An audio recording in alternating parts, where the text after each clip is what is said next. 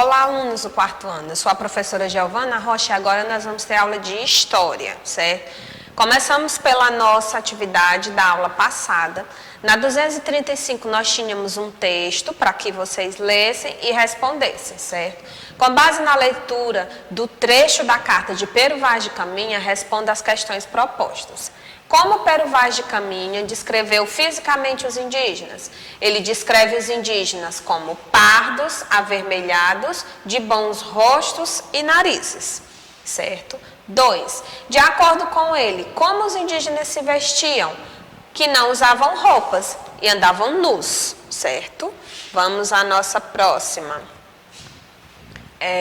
Próxima questão, vamos lá. 3. Qual era a religião praticada pelos indígenas? Não tinham nenhuma crença, o que facilitaria a conversão deles à fé cristã. Quarta questão. De acordo com o escrivão português, quais animais não foram encontrados nas terras brasileiras? Não existiam vacas, cabras, ovelhas ou galinhas, ou animais que estejam acostumados ao viver do homem.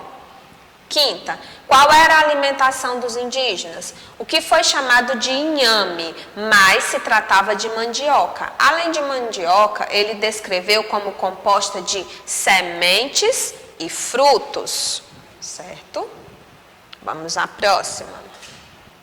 De que maneira Pero Vaz de Caminha descreveu as terras brasileiras? Descreveu a terra como formosa, com bom clima, mas que não haviam tido notícias de ouro ou prata. Página 237, certo?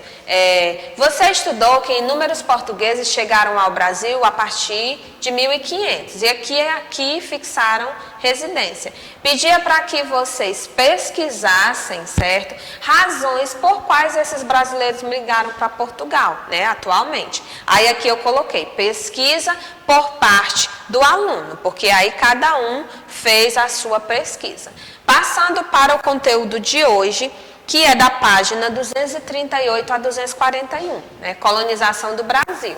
Até 1530, os portugueses pouco fizeram o sentido de ocupar efetivamente o território brasileiro. Algumas expedições foram enviadas apenas para o reconhecimento. Quando eles deram início à exploração das terras brasileiras, o Brasil ainda não existia como país. Era uma colônia portuguesa e não tinha ainda extensão territorial alguma.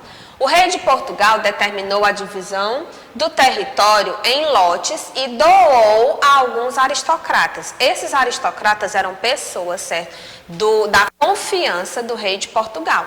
E esses lotes foram chamados de capitania. E cada um foi entregue a um português de confiança do rei, certo? Que deveria explorar essas terras e defendê-las contra as invasões estrangeiras. Então, eles foram divididos, esses lotes foram chamados de capitanias, certo? E cada um foi doado a alguém de confiança do rei, certo?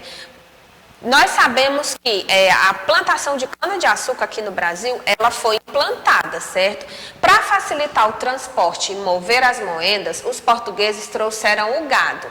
Esse, por sua vez, além de auxiliar nessas atividades, servia também para abastecer as famílias com leite e carne.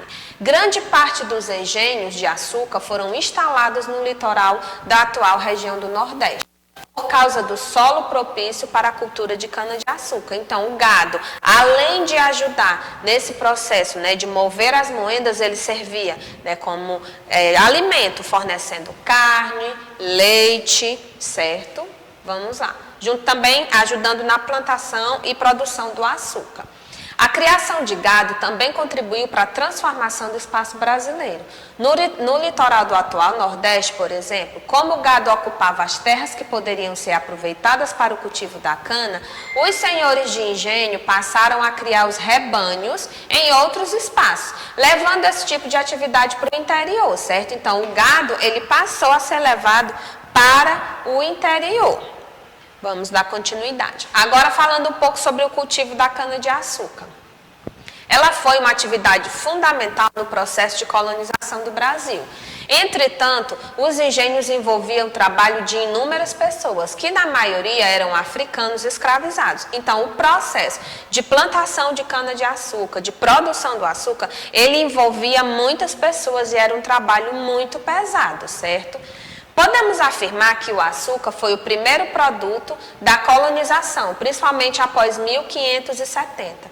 Embora as capitanias de Pernambuco e Bahia acumulassem algumas vantagens na produção de açúcar, as capitanias também foram utilizadas para esse sistema. Então, o açúcar, ele era algo muito valioso, ele chegou até a ser conhecido como ouro doce. Então, as capitanias onde conseguia se produzir mais açúcar, onde a cana-de-açúcar era plantada e ela era um clima favorável, era uma terra favorável, elas se desenvolveram mais ainda, certo? E por conta desse açúcar ser tão valioso, é que Portugal começou a explorar de fato e fazer com que esses lotes, essas partes, essas capitanias começassem a se desenvolver, né? Nem todas se desenvolveram com a mesma vantagem, da mesma forma, porém, cabia a todo dono, a todo amigo do rei, se assim pode dizer, que recebeu essa capitania, fazer com que ela gerasse renda e o principal,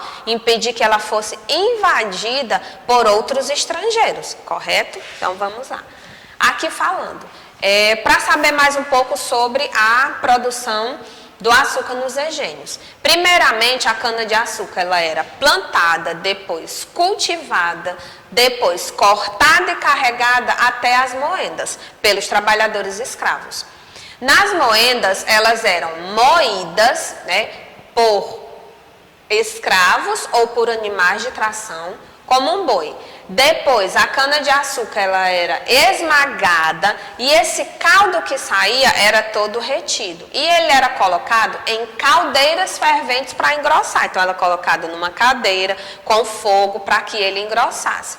Depois que esse caldo ficasse grosso, ele era transferido para a casa de purgar, né, e colocado em recipientes de barro com um furo na parte de baixo, pelo qual escorria a água que ainda havia no caldo. Então, ele era colocado em grandes caldeiras, essa água escorria por esse buraco, e o caldo que ficava nesse lugar por cerca de 5 dias, ele transformava-se em um bloco de açúcar, só que na cor amarelada. Esse bloco de açúcar, ele era então levado, certo, para ser refinado na Europa. Então, o açúcar quando saía aqui do Brasil, ele era amarelado, era levado para ser refinado lá na Europa e vendido. E ele era muito valioso, por isso esse interesse, né, nas capitanias que conseguiam produzir, fazer bem essa produção da cana-de-açúcar, certo? Nós temos a atividade no livro de vocês,